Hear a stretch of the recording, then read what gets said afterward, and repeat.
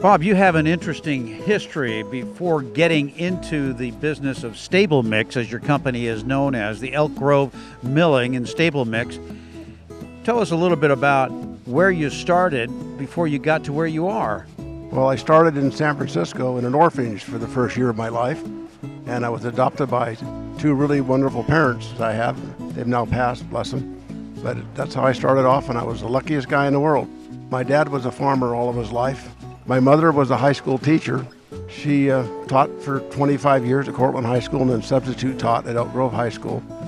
My dad farmed rice, corn, had a cow-calf operation, raised sheep, raised hogs, and grain. What is your first memory of working on the ranch?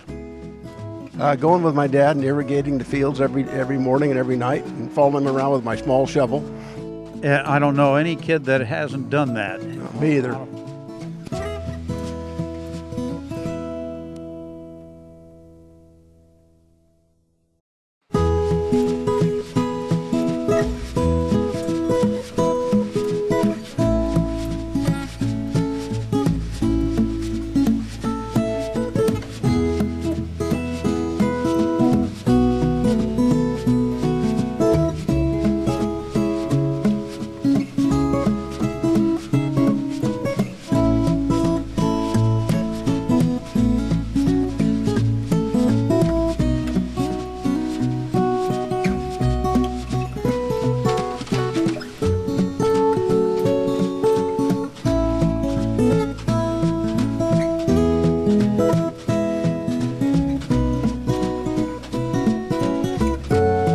Over the years, you started from the ranch, from the farm, and you started getting into other businesses. What were they? I was raising rice at the time in the 80s, and there was a surplus of rice in California, and there was a need for some storage. So 4 farmers and myself got together, and we bought a piece of property, and it had an existing pellet mill on it.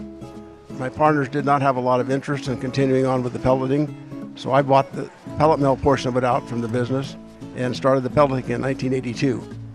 I think the first month of production we made 60 ton of pellets is all we made, and we've been going up ever since then. So we make about 4,000 tons of feed per month. Per month? Per month, yeah. That's a good amount. Yeah, it keeps us busy.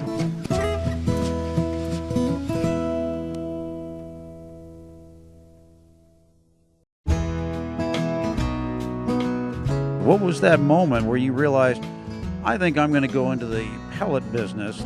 Part of the story I didn't tell you was in the last 10 years before that in the hay business, making hay and selling hay to horse people around the neighborhood. We had a lot of horses in Elk Grove. And so the hay I sold was different forms of grain hays and pasture grass hays and blends of pasture grass and legumes. So that's what was working good for the hay business. So I said, since we have a pellet mill, why don't we make that hay into a pellet? And so when we started out, we called it a maintenance feed. And then we renamed it Stable Mix and then kept improving it year after year after year, making different varieties of Stable Mix. So we have about 7 different varieties of Stable Mix now. And you still manufacture it all in that same facility in Elk Grove? We do, and we grow about 40% of the crops used in that Stable Mix production.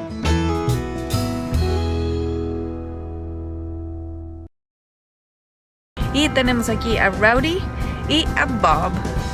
Bob, say hello. Hello, how are you this morning? Nice day here at Elk Grove Milling.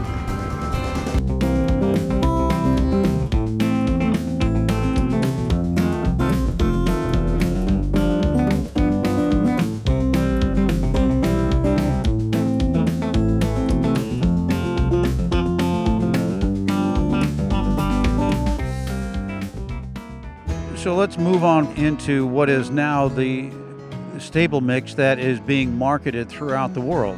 What is it? It's a combination of grain hays, alfalfa hay, almond hulls, rice bran, vitamins and minerals blended together, and then it goes through the pelleting process. And we put it in 50-pound bags, bulk feed in stinger trucks, and try to move it all over. What made you decide to make it a blend of all of these other ingredients? We could make the feed any ration we wanted to into the pellet. And so we basically made what we fed the horses at home in hay. We make it into a mush. All the ingredients are ground together. They go to the pellet mill where steam is added, and then it's pressed into a pellet. By doing that, you have a consistent blend throughout the entire beet, and from one bag to the next, it's always consistent. That's true. And we test each run that we test it. We have a lab there at the mill, and we test every one for fat, fiber, ash, proteins.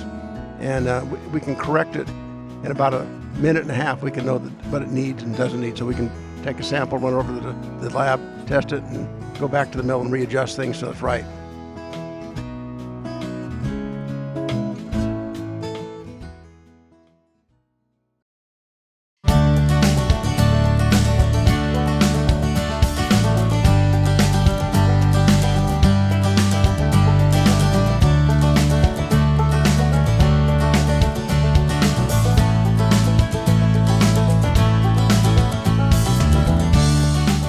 At what point would I want to start feeding my horse or my animals stable mix? We make stable mix for all ages of horses. We have a get-go product for foals. We have a maturity product for 2-year-olds. We have a regular stable mix. We have a senior product. We have a senior product with glucosamine and chondroitin. And we have a sports horse one. I've always enjoyed having a consistent blend with my horses on the road. I couldn't regulate or know what they were going to be eating from one state to another country. And what you're providing is that I don't have to do the supplements that I had to feed that may get lost in the bottom of the feeder. It's already in it. It's not that powder that goes out the bottom of the feeder. And another thing you can do is if you're traveling with your horse and sometimes they don't like to drink their water when they're traveling, you can put a gallon or two of water in with the feed. And they can eat it as a mush. That way they get their liquid they need for traveling, because they don't like to drink the water, but they go from place to place sometimes. When you condense a feed, is there a concern about they might eat it too fast? Well, if you have a horse that gobbles its feed and wants to choke on it, we suggest you put some large stones in the feeder so the horse has to roll the stones around and not get too big a mouthful at one time. We have not had the problem with colic with our feed because of the different ratios that we use of everything, mostly the fiber products, the grass hays, the grain hays, and it keeps the horse from having colic. How long is the stable mix that you are marketing right now that is available internationally? How long has that been on the market? 38 years. This mix has been around for 38 years. Well, let's just say that, Bob, you looked at yourself 20 years, 30 years ago, and you could turn around and see yourself behind you, and you could tell yourself to do something different than what you did 30 years ago. So what would that be? I don't know if I'd change a darn thing.